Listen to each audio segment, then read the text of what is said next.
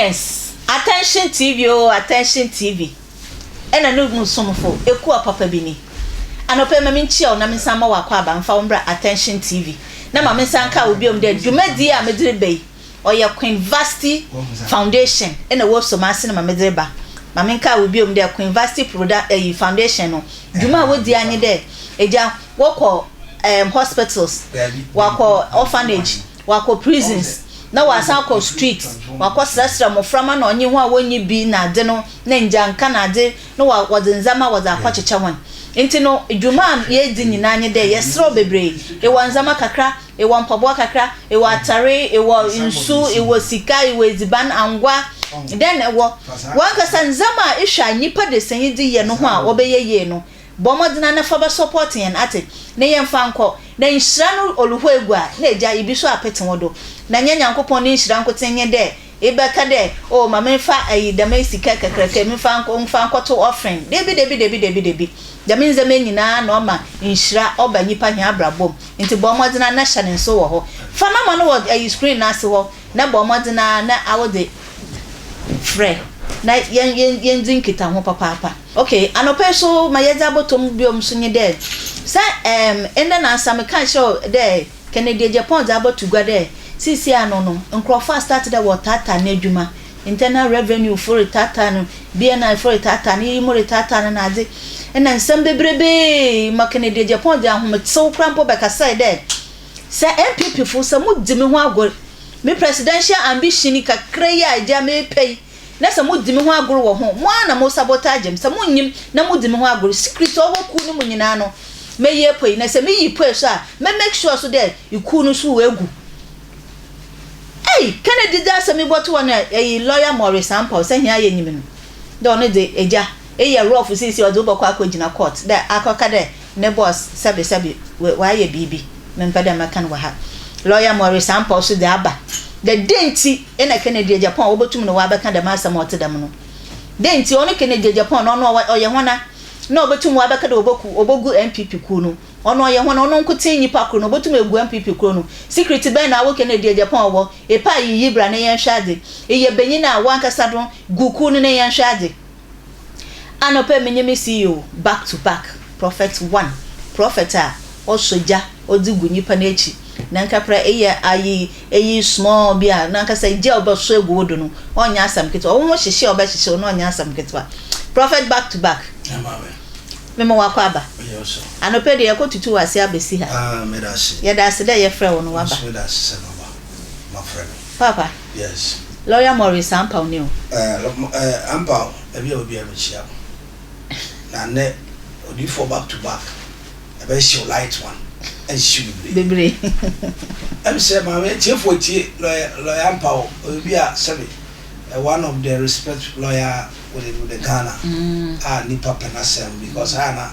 o kana dwen se na asem sisi na we dey antwi wan koye e be se bibisa lawyer Ampaw say okotown to me TV station so no akasa how many people have went to investigate untumi on suma ma yakon investigate untumi na honorable Kennedy Agyapong na onso yebi matima muni Ghana ni anye bi aye no o masuma so mon ko investigate ni say omo ba je say omo na lawyer Ampaw say o de Kennedy Agyapong o won say mon famra lawyer we dey misra akawakra papa certain things not come from you is it you know and nyansa nim akasemoy ye sobo e wo fie okay obako as a lawyer no obetuma ko onabo Kennedy Agyapong so onabo e dey na koso se ni otumi afia so asnega ene untumi nya problem a ono lawyer Ampaw di nko wuro mo de court yes so if he's a public lawyer or a public lawyer into so to be cook Kennedy Agyapong ka chese ken yem sa de no o be fa Ghana youth into yesterday then e ba na me so mi ko jina ma yes but so to me ko tena to me TV so e ke ka se ya no pa chese se sebi buru sebi nya no na se untumi e fe so se na se untumi sebi on ne da won pe ma na oteta e no tumirika otumirika de e fe so se ne ka ko jina court adenti ena ontimi ana nti na ontumi na one ne nkɔnkɔ tenase ana nti na ontumi ne nkɔnkɔ na sɛ akoya bibi ti sɛ ɔsoso jagumo ɔpɛsɛ ade ne yɛ voe nti mitimi hu sɛ Lawyer Ampaw Maurice ɛyɛ gya no soso ɛna ɛyɛ nyama office wa kodi ntumi akyi ntumi so wɔ ɛyɛ Baumia side nti sɛ ntumi wɔ Baumia side a ɛdɛ na aka ɛdɛ na esi ne esie ne sɛ ɔmo ankasa ɛbɔnya magu ɛsɛ nyama na ɔmo ankasa do wanda part 2 na sɛ ɛyɛ ɔno Maurice Ampaw no adwuma sɛn na wabie adwuma sɛn na wabie a wafa Ghana yuti sɛ ɔmo kɔ yɛ bi so pure water factory ne nsakora ɛna watima fa baabi a 10 workers a anka menyi ni sɛ nipa ɛbɛbrɛ Ghana a ɔna bo Kennedy Agyapong ebi adwuma na sɛ wo wasɛ twa ho na wayɛ ho dua broni because of wokɔ one side a wonya bidi law firm no emre do sɛ no timi kɔ court ko gyina ko di asɛm because of untumi akoye untumi lawyer nti wo ka asɛm fa untumi ho na nya ɛde ba ko gyina defend Kennedy Agyapong ofiri duam Kennedy Agyapong asem don pleni ba a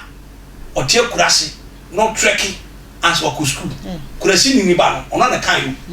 ɛnna wɔtinye ama bi aso ne nsɛm sɛ bɛyɛ adwuma ma Ghana ni ba timamu ni anya adwuma yɛ na NPP fo bi asɔre sabotage no senia mu yɛ mi mu kum sunsuma mu brenase a ɛne mi susu sɛ ɛne utumi and Lawyer Ampaw ɔmo hyase bi ɔmo hyase ɛna ɔmo yɛ Kennedy Agyapong sa because sɛ Lawyer Ampaw a ɔyɛ public figure lawyer na so wɔntuma nyina ma because of election time na untumi kodi we achi akoya yitu ni fi NPP chairman so wahu enti ni nyina sa nyama ni na da ho nti Kennedy ho abɛyɛ bufu wa mbɛ support na me kan sɛ abaye de bɔ tachi yɛ de bɔ ba nti sɛ ato Kennedy Agyapong na atu untumi a say no ba react onya ne oyɛ no lawyer you should respect his office no be so respect no because ni oyɛ no o party Kennedy Agyapong so sabi onim nyansa abaye de bɔ tachi yɛ de bɔ ba sɛ na otumi de afia so sɛ de ko gyina court ɛna ho asɛm yɛ dade a o hu sɛ Kennedy Agyapong ato no ebetimi abeto untumi no ba kasa o Ghana wanja obu a Ghana for woman no ebi free ho ɛnyɛ sɛ ɛso bɛte ebi free ho o kasa nipa mfa bio because so de na fudi na nim kan a ne nsa besi fo empesa me kan what's the says we your phone is it when you can anhwe a wonsa besi fom na ebudi nchi won wanda wotun nenam rim na wankasa no woti osensa no fom mama yem fanya abrabo nye abrabo dansoa ema afofo Lawyer Maurice Ampaw bomadina na eja mama wo your phone on the wenyim mama sanka obiom there Queen Vasti Foundation who the way so masen meja dwumadi middle bro